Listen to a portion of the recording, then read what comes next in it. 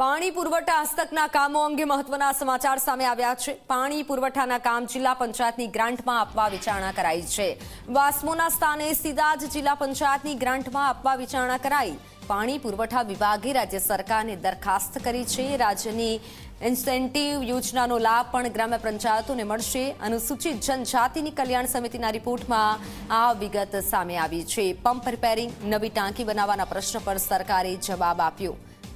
Online પર સંવાદદાતા હિતલ જોડાઈ ચૂક્યા છે। જી હિતલ, જે યોજનાનો લાભ હવે ગ્રામ પંચાયતને મળશે, શું વધુ જાણકારી?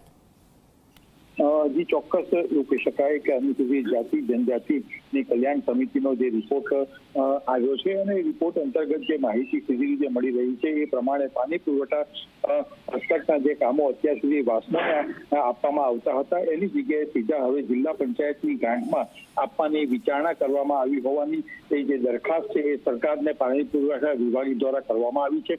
સ્વાભાવિક છે કે આ દરખાસ્તનો સ્વીકાર કરવામાં આવે તો ગ્રામ પંચાયત કક્ષાએ પંપ રિપેરિંગ, નવી ટાંકી બનાવી અને નવા જોડાણ આપવા આ તમામ વસ્તુઓ જે છે એ વાસ્મોની જગ્યાએ હવે સીધી રીતે જિલ્લા પંચાયતની ગ્રાન્ટમાં જ તેનો આપવામાં આવશે, એટલે એ લોકો તેની કામગીરી કરશે।